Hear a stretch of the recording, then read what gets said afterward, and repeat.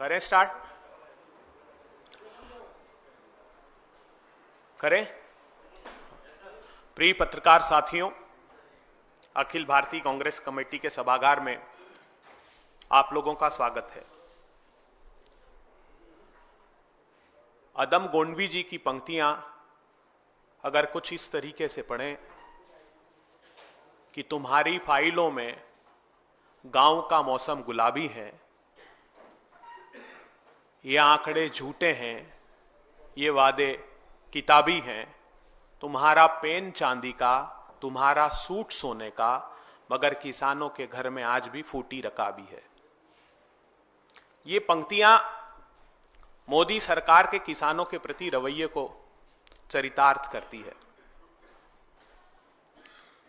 बीते 10 साल में मोदी सरकार ने जो किसानों के साथ दुर्व्यवहार किया है, उसकी एक लंबी कहानी है। कहते हैं ना, पूत के पांव पालने में दिख जाते हैं। सरकार ने आते ही जो किसानों के खिलाफ एक के बाद एक निर्णय लिए, उससे ये कहावत न सिर्फ चरितार्थ हुई, अपितु 75 करोड़ किसानों के मन में अंकित हो गई कि किसान विरोधी नरेंद्र मोदी। सत्ता में आते ही सबसे पहला निर्णय मोदी सरकार ने लिया कि किसानों को जो 150 रुपए का बोनस धान और गेहूं पर प्रांत की सरकारें दिया करती थी समर्थन मूल्य के ऊपर, वो जून 14 में एक आदेश जारी करके सभी राज्यों को कह दिया कि अगर ये बोनस आपने देना जारी रखा तो हम आपका समर्थन मूल्य पर से अनाज खरीदना बंद कर देंगे। दूसरा निर्णय लिया दिसंबर 2014 में, जब एक के बाद एक अध्यादेश लेकर आए किसानों की भूमि के उचित मुआवजा कानून, जो कांग्रेस पार्टी ने, मनमोहन सिंह जी, सोनिया गांधी जी ने सभी राजनीतिक दलों की सहमति से बनाया था, उसको रोकने के लिए 3 अध्यादेश लेकर आए। उसके बाद 6 फरवरी 2015 को सर्वोच्च अदालत में एक शपथ पत्र दिया और यह कहा कि अगर किसानों को लागत का 50% ऊपर समर्थन मूल्य दिया तो बाजार डिस्टॉर्ट हो जाएगा। अर्थात व्यापारियों के साथ मोदी सरकार खड़ी हो गई और इस बात से साफ इनकार कर दिया कि वो 50% समर्थन मूल्य कॉस्ट के ऊपर देने को तैयार है। प्रधानमंत्री जी ने बरेली की रैली में 28 फरवरी 2016 को एक घोषणा की कि 2022 तक किसान साथियों आपकी आय 2 गुनी कर दूंगा। मगर पता लगता है कि 10 वर्षों में एनएसएसओ बताता है कि किसान की आमदनी 27 रुपए प्रतिदिन रह गई है और 74,000 रुपए का औसत कर्ज किसानों पर देश भर में हो गया। फरवरी 2016 में ही खरीफ सीजन में सीहोर में प्रधानमंत्री जी ने एक रैली को संबोधित किया और कहा कि विश्व की सबसे अच्छी फसल बीमा योजना में किसान भाइयों के लिए लेकर आ रहा हूं। उसका हश्र यह हुआ कि आज निजी कंपनियों ने 64,000 करोड़ रुपए का मुनाफा कमाया। किसानों को तो उसका लाभ नहीं मिला, मगर निजी कंपनी मुनाफा योजना बनकर यह योजना रह गई। फिर हमने देखा कि प्रधानमंत्री ने कहा कि कोविड के समय आपदा को अवसर में तब्दील करना है, तो अपने मुट्ठी भर धन्ना सेठ दोस्तों के लिए 2020 में फिर अध्यादेश लेकर आए और कृषि के क्रूर काले कानून लेकर आए गए। अब आज पता लगता है कि वो क्रूर काले कानून, नीति आयोग में उसका मसौदा एक अमीरी उद्योगपति भारतीय मूल के शरद मराठे, उन्होंने ये प्रस्ताव दिया था, जिसको ये कृषि के क्रूर काले कानून के रूप में लेकर आए। वो कानून भी इसलिए लेकर आए थे कि इसेंशियल कमोडिटी एक्ट में संशोधन करके वैल्यू चेन पार्टिसिपेंट्स को असीमित मात्रा में संग्रहण की अनुमति, भंडारण की अनुमति दे दें और उससे वो असीमित मात्रा में भंडार करके ऐसे समय फसलें बाजार में बेच दें जब किसानों की फसलें आने वाली हो और प्राइसेस क्रैश हो जाए और किसानों को फसलों के दाम नहीं मिल पाए। मोदी सरकार ने बीते 10 साल में 25,000 रुपए हेक्टेयर खेती की लागत बढ़ा दी। वो लागत बढ़ाई खाद पर, कीटनाशक पर, ट्रैक्टर पार्ट्स पर, हार्वेस्टर पर, इन पर 12 से 18% तक जीएसटी लगा दिया गया। डीजल की कीमत बेतहाशा बढ़ा दी तो इनपुट कॉस्ट 25,000 रुपये बढ़ गई। एक चौंकाने वाला खुलासा हाल ही में हुआ है। पार्लियामेंट्री स्टैंडिंग कमेटी की जो रिपोर्ट है 69 नंबर की, उस रिपोर्ट में ये चौंकाने वाला खुलासा हुआ कि नरेंद्र तोमर साहब जो तत्कालीन कृषि मंत्री थे, वो नरेंद्र मोदी जी को 2017 से चिट्ठी लिख रहे हैं कि आप एग्रीकल्चर इनपुट्स पर, अर्थात कृषि यंत्रों पर, मशीनों पर, ट्रैक्टर्स पर, ट्रैक्टर पार्ट्स पर, हार्वेस्टर पर से जीएसटी रेशनलाइज कीजिए या हटा दीजिए। और ये कहते हैं वो उस कमेटी के सम्मुख कि मोदी सरकार ने हमारी एक नहीं सुनी। तो कमेटी ने रिप्लाई में ये कहा है कि हम मानने को तैयार नहीं है कि 2017 से आप कह रहे हैं और मोदी सरकार इसका संज्ञान नहीं ले रही। आज विशेष रूप से इस पत्रकार वार्ता को जब हम संबोधित कर रहे हैं तो उसका कारण क्या है? उसका कारण यह है कि रबी सीजन 2025-26 के लिए मोदी सरकार ने समर्थन मूल्य की घोषणा की है। न पर्याप्त खरीदी की जाती है, न उचित दाम दिए जाते हैं, न समर्थन मूल्य की कानूनी गारंटी का इंतजाम किया जाता है। मोदी सरकार ने किसानों के पीठ पर लाठी और पेट पर लात 10 वर्षों तक मारी। तो ये रबी सीजन 2025-26 के लिए जब समर्थन मूल्य की घोषणा की, तो अब एक तुलनात्मक अध्ययन हम आपको देते हैं जुमलानाथन समिति का एमएसपी और स्वामीनाथन समिति का एमएसपी। जुमलानाथन समिति ने 2.4 से 7% तक इस बार समर्थन मूल्य रबी सीजन का बढ़ाया है। गेहूं के लिए जो जुमलानाथन समिति है उसने 2425 रुपए की घोषणा की है, जबकि स्वामीनाथन के अनुसार, स्वामीनाथन कमेटी ने क्या सिफारिश की थी, मोदी सरकार जो देती है वो A2 प्लस FL, अर्थात A2 का अर्थ हुआ कि जो बेसिक इनपुट कॉस्ट है, खाद हो गया, बीज हो गया, पानी हो गया, बिजली हो गया, FL अर्थात फैमिली लेबर। और स्वामीनाथन जी ने कहा था इसमें C2 अर्थात इन दोनों के अलावा रेंट भी लैंड का ऐड करें तो मिनिमम सपोर्ट, न्यूनतम समर्थन मूल्य बनता है, वो भी लाभकारी मूल्य नहीं बनता है। तो गेहूं पर 2425 जुमलानाथन समिति की सिफारिश है जो स्वीकार की कैबिनेट ने, और स्वामीनाथन 2580 रुपए, जो का 1980 रुपए इन्होंने घोषित किया है। स्वामीनाथन के अनुसार वो 2605 रुपए होता है। चना का 5650 है और स्वामीनाथन का 6993 रुपए। अर्थात सरसों हो, मसूर हो, कुसुम हो, जो चना, सब में जमीन और आसमान का अंतर है इन दोनों की कॉस्ट में। अब एक बड़ा खुलासा यह होता है कि भारतीय जनता पार्टी शासित राज्यों ने जो commission for agricultural cost and price को अपनी तरफ से लिखकर भेजा था, वो बहुत चौंकाने वाला खुलासा खुद इनकी रिपोर्ट में हुआ है। महाराष्ट्र ने गेहूं के लिए यह कहा था जुमलानाथन की सरकार को कि आप हमको गेहूं का समर्थन मूल्य 4461 रुपए, गौर से सुनिएगा, 4461 रुपए दीजिए। वो इसलिए उन्होंने कहा था कि हमारी लागत ही 3527 रुपए आती है महाराष्ट्र में गेहूं के उत्पादन की, और इन्होंने 4461 रुपए की तुलना में क्या दिया है, 2425 रुपए। मतलब 50-60% जो महाराष्ट्र ने मांगा उससे कम कर दिया। इसी प्रकार झारखंड ने 2855 रुपए गेहूं का मांगा। खुद मोदी जी जिस प्रांत से आते हैं, गुजरात प्रांत, वो 4050 रुपए मांग रहा था समर्थन मूल्य 25-26 का गेहूं का। चना भी महाराष्ट्र एक ऐसा प्रांत है जो चना 24-25% अकेला महाराष्ट्र प्रांत में चना का उत्पादन होता है। उससे पहले होता है मध्य प्रदेश में 26%। तो ये दो बड़े प्रांत है जहां पर चने का उत्पादन सबसे ज्यादा होता है।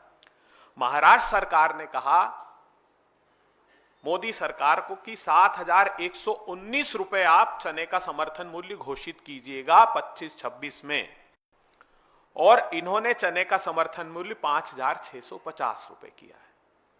आंध्र प्रदेश ने 8341 रुपए मांगा था, गुजरात ने 7050 रुपए।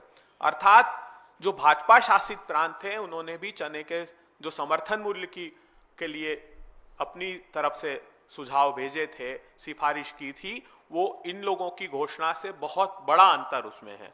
मसूर के लिए बिहार और मध्य प्रदेश ने 7,298 रुपए और 6,825 रुपए मांगा था, इन्होंने सिर्फ 6,700 रुपए घोषित किए हैं। सरसों के लिए बिहार ने 7,298 और असम ने 6,215 रुपए मांगा था, इन्होंने सिर्फ 5,950 रुपए घोषित किए हैं। इसका अर्थ यह हुआ कि जो 2014 के पहले मोदी जी भाषण देते थे कि क्या बंद कमरे में समर्थन मूल्य तय होना चाहिए क्या भाइयों, बताइए, तो ये एक सिर्फ जुमला साबित हुआ किसानों के साथ कुठाराघात का। अब बात आती है कि समर्थन मूल्य की रस्म अदायगी सुर्खियां बटोरने के लिए करते हैं। आप लोग खबरों में बड़ी बड़ी खबरें छाप दें कि मोदी जी ने कमाल कर दिया, देखिए कितना समर्थन मूल्य बढ़ा दिया, तो मैं आपके सामने वो भी डेटा लेकर आया हूं जो खरीद की जाती है, जो 22 कमोडिटी का सपोर्ट प्राइस डिक्लेयर की जाती है, सरकार खरीदती ही नहीं है। रबी सीजन के लिए 23-24 में जो खरीद की है, गेहूं का उत्पादन 1,129 लाख टन हुआ, सरकार ने खरीदा सिर्फ 262 लाख टन, अर्थात 23%। जो खरीदा है 0%, चना खरीदा है 0.37%, मसूर खरीदा है सिर्फ 14%, सरसों खरीदा है 9.19% और कुसुम खरीदा है 0%। क्योंकि केंद्र की सरकार, एक तो हम ऋणी है सोनिया गांधी जी के लिए कि जिन्होंने 80% देश की जनता को भोजन का अधिकार दिया, तो पीडीएस के डिस्ट्रीब्यूशन के लिए आपको आवश्यकता होती गेहूं और धान की, वो प्रिक्योर किया जाता है और कंटेंजेंसी के लिए किया जाता है। तो सरकार से राहुल गांधी जी जो मांग कर रहे हैं कि समर्थन मूल्य का कानूनी अधिकार इस देश के किसानों को दीजिए, वो इसीलिए कर रहे हैं क्योंकि आप खरीदते ही नहीं है, ना खरीदते हैं ना पर्याप्त समर्थन मूल्य घोषित कर दें। अब जो वादा प्रधानमंत्री जी ने किया था कि मैं आय दोगुनी कर दूंगा, उसकी बुनियाद क्या थी?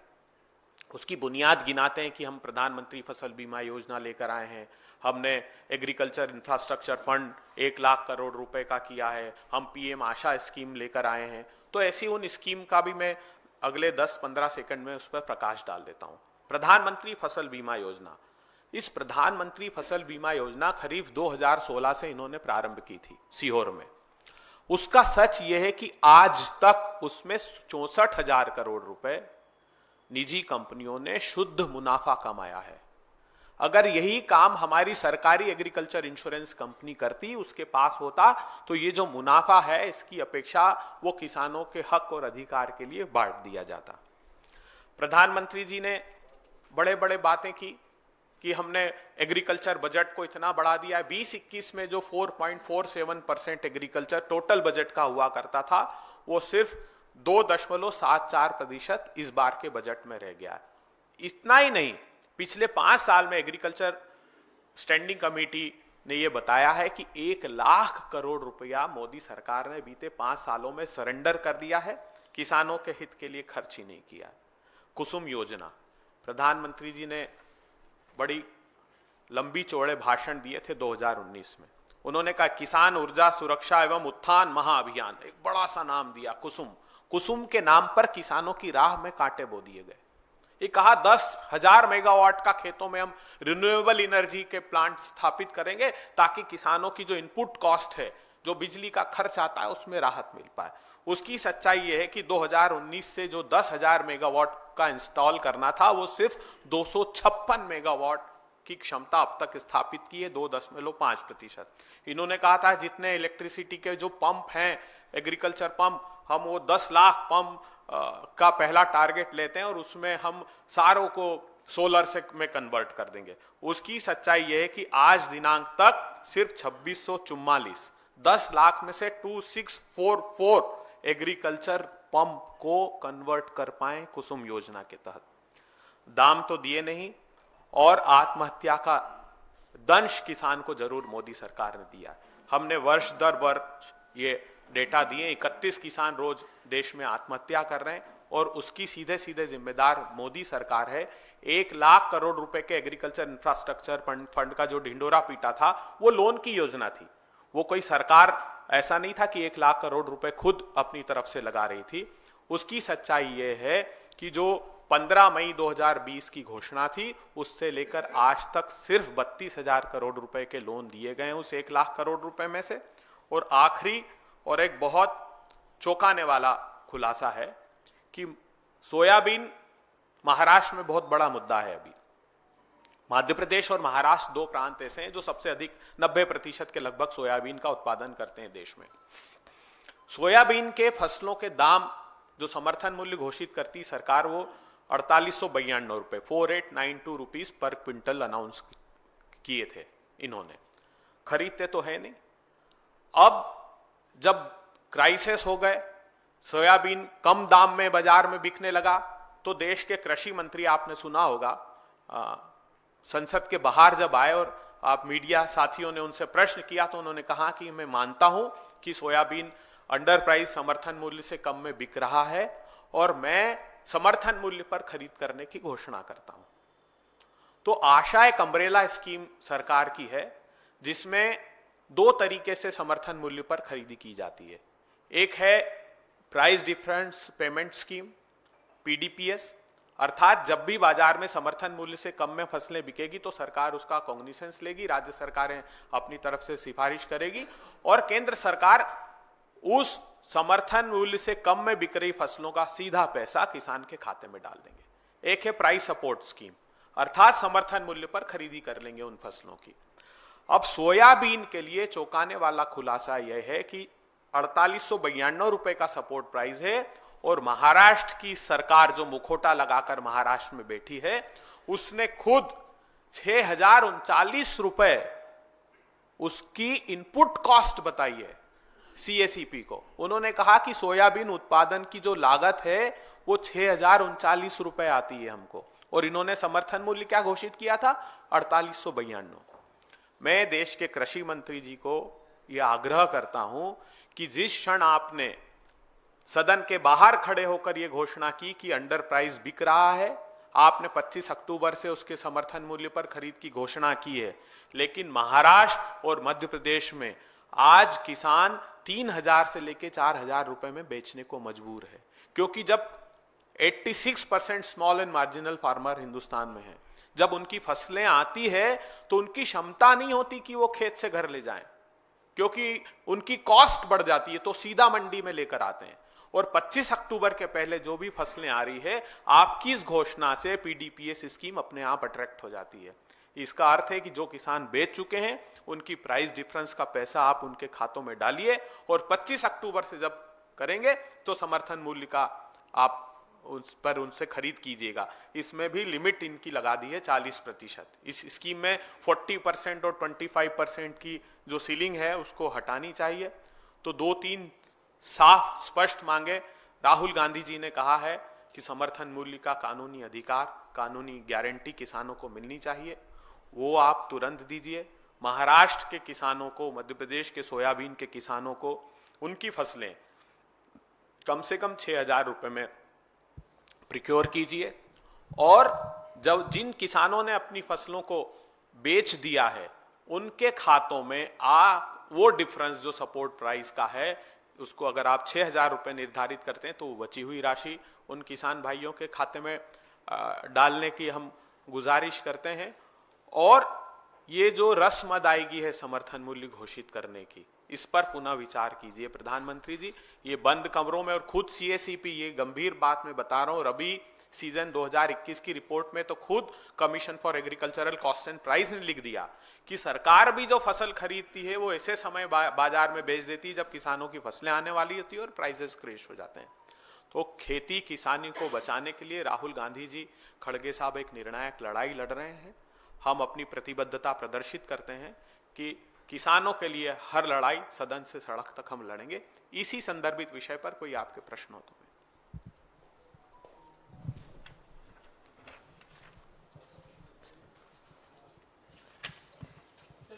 कैबिनेट बैठक में मोदी सरकार ने 6 रबी फसलों के दाम बढ़ाए थे। क्या आपको लगता है कि वो सफिशिएंट नहीं है? ये उसी का चार्ट मैंने दिया है। जो 6 फसलों के दाम बढ़ाए थे उसमें ही हमने कहा है कि जुमलानाथन समिति के दाम थे, स्वामीनाथन के नहीं थे। तो स्वामीनाथन समिति जो सिफारिश की थी वो था, ये बात आज क्यों कह रहे हैं हम, ये बात आज इसलिए करनी पड़ रही है कि बीते 10 साल में इनपुट कॉस्ट बेतहाशा बढ़ गई है। खेती की लागत 25,000 रुपए हेक्टेयर बढ़ गई है। तो ये अपर्याप्त है जो आप घोषणा करते हैं और खरीदते ही नहीं, तो ये मीनिंगलेस हो जाता है। आप सुर्खियां बटोरने के लिए घोषित करते हैं। हमने बाकायदा चार्ट बनाकर इस डिफरेंस को यहां रेखांकित किया।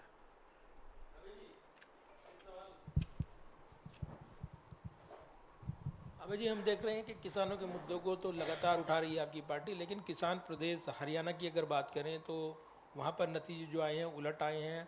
क्या आपकी आवाज़ नहीं सुनी जा रही है ज़मीन पर? जो आप मुद्दे उठा रहे हैं वो ज़मीन तक नहीं जा रही हैं? देखिए, ये सुमन जी की बड़ी अच्छी पंक्तियां हैं, ना हार में ना जीत में किंचित नहीं भयभीत में, अपने हृदय की वेदना में व्यर्थ त्यागूंगा नहीं, कर्तव्य पथ से भागूंगा नहीं। हम हर संभव कोशिश कर रहे हैं। हमने मुखरता से इस मंच से हरियाणा के संदर्भ में बात की थी कि कैसे मैनिपुलेशन हुआ, 99% बैटरियां बाकी थी उनकी काउंटिंग में, तो वो एक मुद्दा है जिसकी हम लड़ाई लड़ रहे हैं। लेकिन इसको इस दृष्टिकोण से नहीं देखना चाहिए कि किसान भाई नहीं सुन रहे हैं। हम किसानों की आवाज मुखरता से देश भर में उठा रहे हैं, उसको चुनाव परिणाम से सीधे जोड़कर देखने की आवश्यकता नहीं है। ये हमारे लिए राजनीति का मुद्दा नहीं, राहुल गांधी जी के लिए ये किसानों के न्याय की लड़ाई है जो हम लड़ते रहेंगे, परिणामों से इतर।